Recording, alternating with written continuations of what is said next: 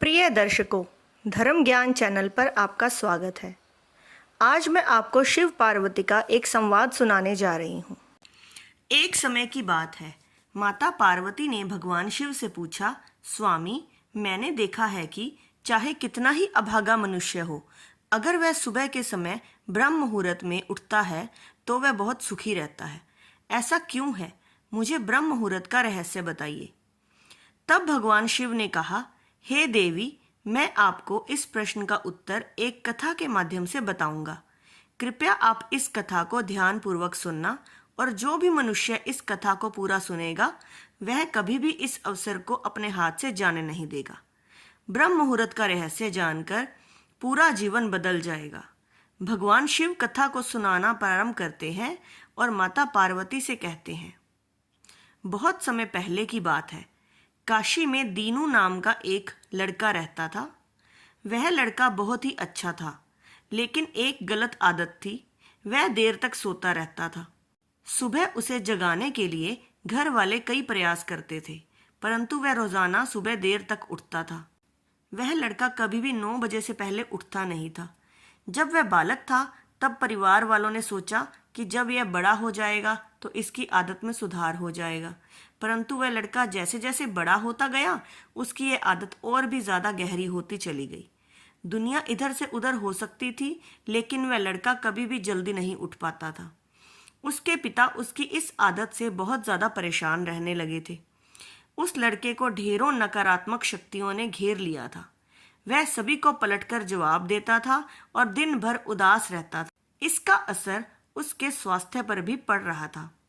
जब उस लड़के को यह पता लगा कि उसके सारे मित्र सफलता को प्राप्त कर चुके हैं, तब वह और भी ज्यादा चिंतित हो गया और ईश्वर को कोसने लगा। वह बार बार यही कहता था कि मेरी किस्मत ही खराब है, परंतु उसके पिता अच्छी तरह से जानते थे कि उस लड़के के असफल होने के पीछे क्या कारण है।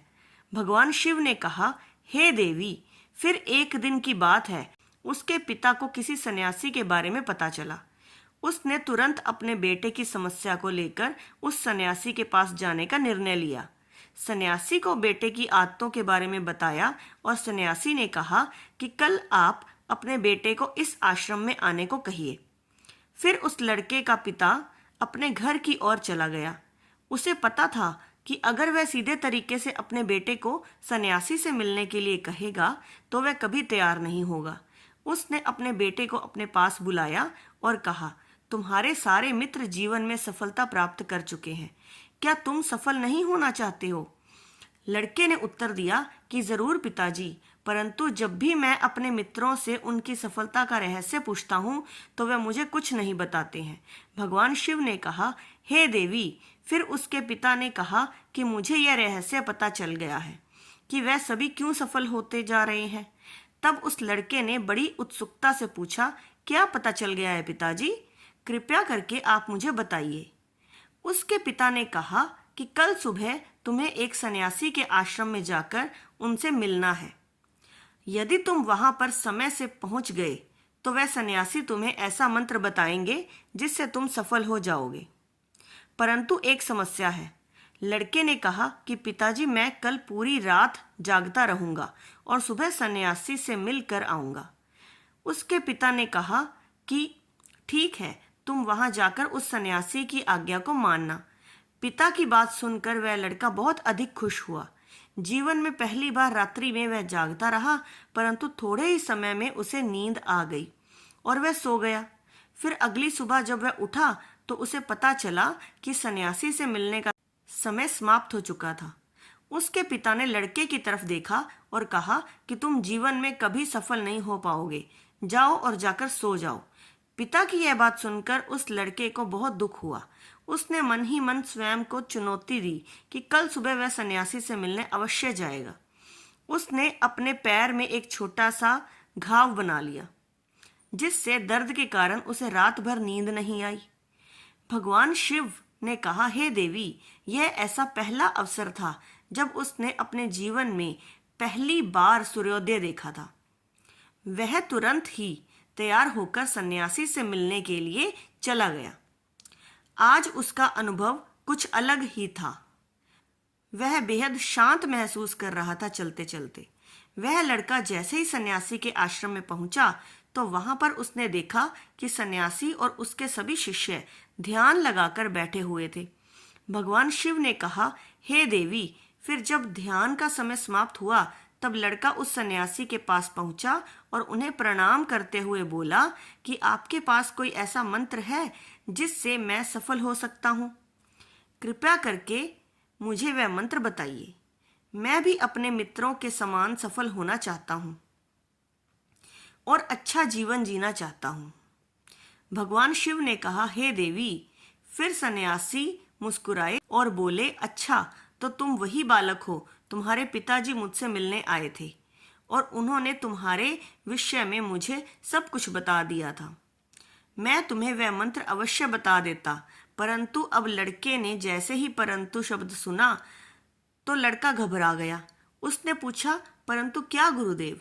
तब सन्यासी बोला, मैं तुम्हें वह मंत्र बताऊंगा, परंतु अगले 21 दिनों तक तुम्हें मेरी आज्ञा माननी होगी। मैं तुम्हें वह मंत्र 21 दिनों के बाद बताऊंगा। तब तक मैं तुमसे जो भी कार्य कहूंगा तुम्हें वह करना होगा। यदि तुम असफल हुए या कार्य के बीच में तुम्हारा संकल्प टूटा तो उस मंत्र का असर नहीं होगा। दृढ़ निश्चय के साथ उस लड़के ने कहा कि मुझे आपकी सारी आज्ञा स्वीकार है। मैं अगले 21 दिनों के लिए आपका दास हूँ। आप जो भी कहेंगे मैं वही कार्य करूँगा। मुझे केवल और केवल उस मंत्र के बारे में जानना है। भगवान शिव ने कहा, हे देवी। फिर सन्यासी ने उस लड़के से कहा कि ठीक है, कल से तुम्हारा कार्य शुरू होगा। तुम इसी आश्रम में निवास करोगे। वह लड़का आश्रम में निवास करने के लिए तैयार हो गया। सन्यासी ने कहा कि यहाँ रहते हुए तुम्हें ब्रह्म मुहूर्त में उठना होगा और दूसरे शिष्यों की तरह ध्यान और तप करना होगा। साथ ही आश्रम के कार्यों में भी सहायता करनी होगी। ध्यान रहे, यह संकल्प टूटना नहीं चाहिए। भगवान शिव ने कहा, हे देवी।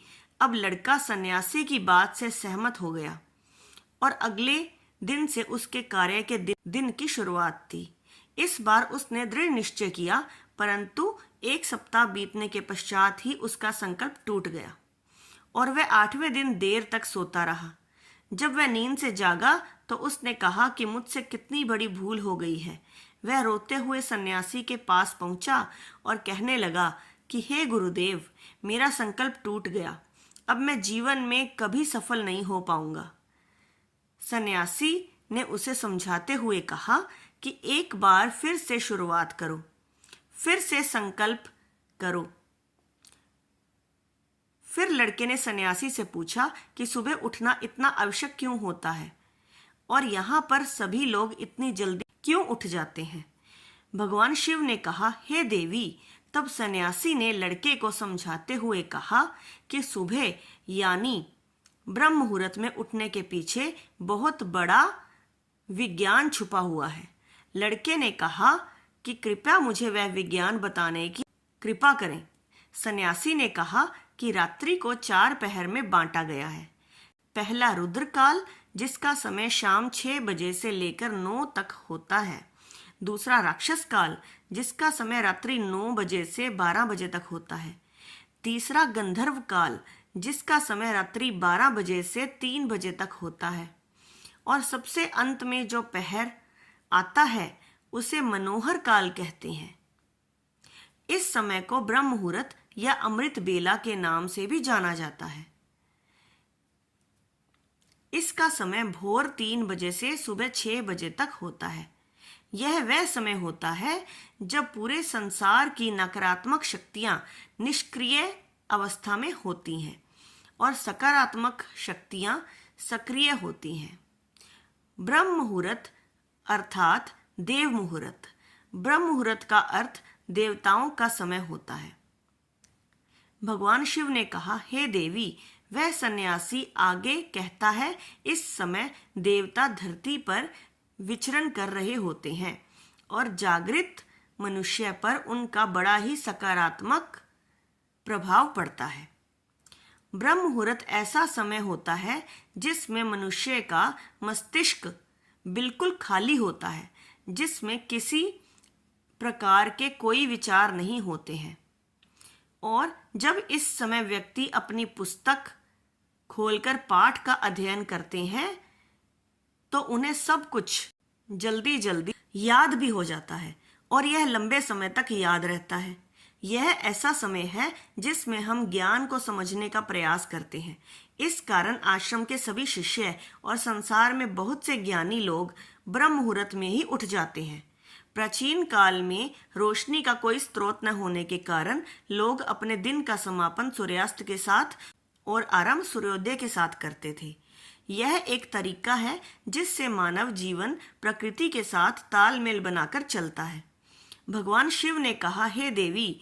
फिर उस लड़के ने कहा कि ठीक है, मैं कल से अपना संकल्प फिर से शुरू करता हूँ, परंतु ब्रह्म मुहूर्त में उठकर मुझे क्या क्या करना चाहिए। तब सन्यासी ने कहा कि ठीक है, मैं तुम्हें बताता हूँ कि ब्रह्म मुहूर्त में क्या करना चाहिए और कैसे करना चाहिए।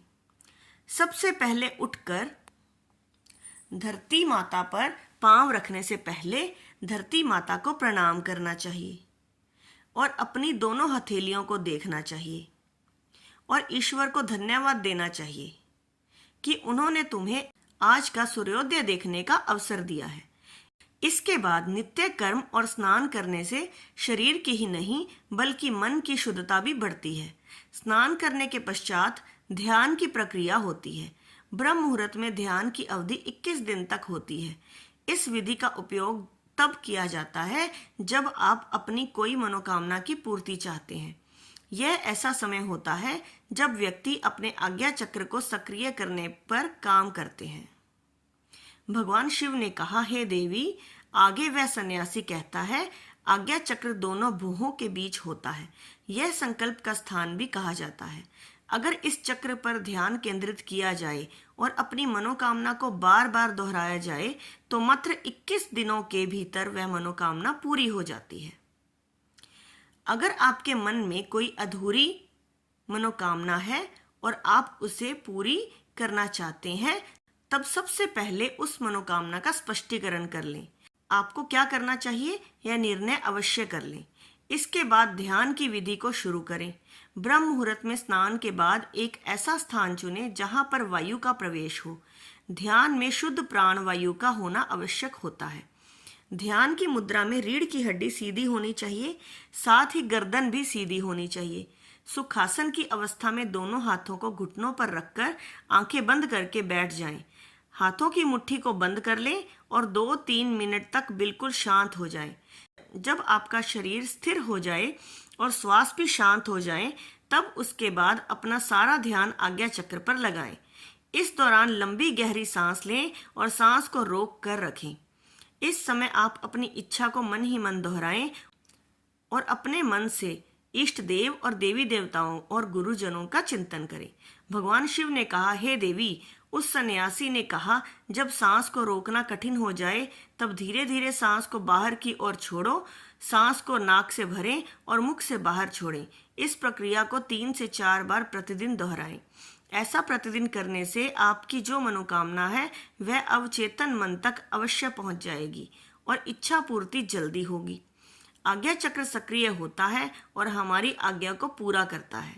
सांस को रोककर रखने के दौरान शरीर में आपातकाल की स्थिति हो जाती है, जिससे कि आप बेकार की बातें सोचने और विचार करने से बचते हैं। ब्रह्म मुहूर्त के समय ईश्वर की विशेष कृपा होती है और कोई भी व्यक्ति अपनी मनोकामना को इस समय दोहराता है तो उसकी इच्छा जल्द से जल्द पूरी होती है। भगवान शिव ने कहा, हे देवी। इस प्रकार सन्यासी ने उस लड़के को ब्रह्म मुहूर्त का महत्व बताया। अगले 21 दिनों तक उस लड़के ने बड़े ही मन के साथ इस प्रक्रिया को अपनाया। अब वह बहुत ही ज्यादा अनुशासित और शांत स्वभाव का बन चुका था।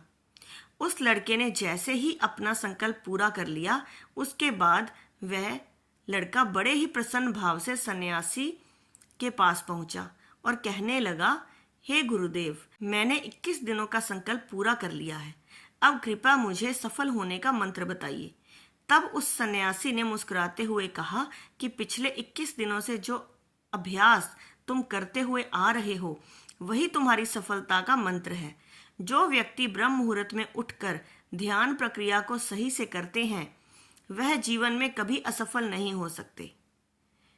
तुम्हें ब्रह्म मुहूर्त का रहस्य पता चल चुका है, अब तुम इसे जीवन पर्यंत करो। तुम्हें जीवन के लक्ष्य और सफलता दोनों प्राप्त होंगे। उस लड़के ने सन्यासी को धन्यवाद किया और ब्रह्म मुहूर्त के नियमों का पालन जीवन पर्यंत तक करने का वादा भी किया। भगवान शिव ने कहा, हे देवी, अब तो आपको पता चल गया होगा कि ब्रह्म मुहूर्त क्या होता है। तब माता पार्वती ने कहा, हे स्वामी, अब मुझे ब्रह्म मुहूर्त का संपूर्ण ज्ञान हो गया है। इतना कहकर माता पार्वती ने भगवान शिव को प्रणाम किया। वीडियो अगर पसंद आया हो तो वीडियो को लाइक और हमारे चैनल को सब्सक्राइब करना ना भूलें। जय शिव शंकर, जय महाकाल, हर हर महादेव।